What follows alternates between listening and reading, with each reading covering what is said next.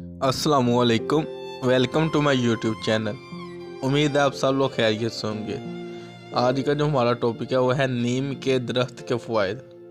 ये दरख्त पाको हिंद यानी इंडिया और पाकिस्तान में दोनों जगह पर बहुत ज़्यादा पाया जाता है और ये अक्सर गांव के इलाकों में बहुत आम नज़र आता है और लोग इस दरख्त के छांव में बैठ के ठंडी हवा का लुत्फ़ लेते हैं और अपने जानवरों को इस दरख्त के नीचे बांधते हैं ताकि गर्मी से बचा सकें। वीडियो को स्किप नहीं करना, मुकम्मल देखें ताकि आपको इसकी समझ आए और आप इससे मज़ीद फ़ायदा हासिल कीजिए।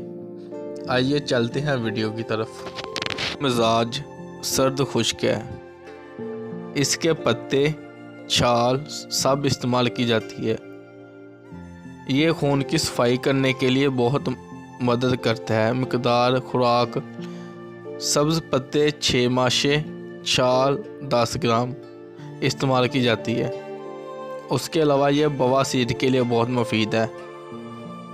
मगज़ नीम खुश्क को सुबह शाम गाय के मक्खन 3 माशा में डालकर खा लीजिए। इंशाल्लाह चंद दिनों में आपको बवासीर से निजात मिलेगी। उसके बाद ये फोड़े फिंसियों के लिए बहुत मुफीद है। इसके पत्तों को उबालकर पानी से ज़ख्म धोए जाते हैं जो चंद दिनों में खुश्क हो जाते हैं और पेशेंट जो है वो सेहतयाब हो जाता है। वो लोग जिनको मलेरिया बुखार होता है। नीम के पत्ते 6 तोले, मगज़ करंजवा 3 तोला, मिर्च स्याह 1 तोला मिलाकर बारीक करके हल्का सा पानी डाल के गोलियाँ बना लें चने के दाने के बराबर। 1 से 2 गोली इस्तेमाल कराएं पेशेंट को। इंशाल्लाह थोड़ी देर में पेशेंट बिल्कुल ठीक हो जाएगा और इसके मुसलसल इस्तेमाल से 4 से 5 दिनों में पेशेंट को इस बुखार से निजात मिलेगी। इसके साथ ही फैमिली प्लानिंग के लिए भी नीम का इस्तेमाल होता है। मोमोली का तेल फैमिली प्लानिंग के लिए बहुत मुफीद। इसका तेल स्पर्म को ख़त्म करने के लिए इस्तेमाल होता है।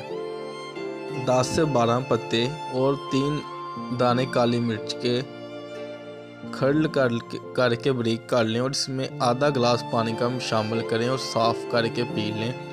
3 से 5 दिन के अंदर इंशाल्लाह आपका खून बिल्कुल साफ़ हो जाएगा और आपको एलर्जी से बिल्कुल निजात मिलेगी। इसके साथ इजाज़त दीजिए। अल्लाह हाफिज़। वीडियो को लाइक, शेयर और चैनल को सब्सक्राइब लाजमी करें।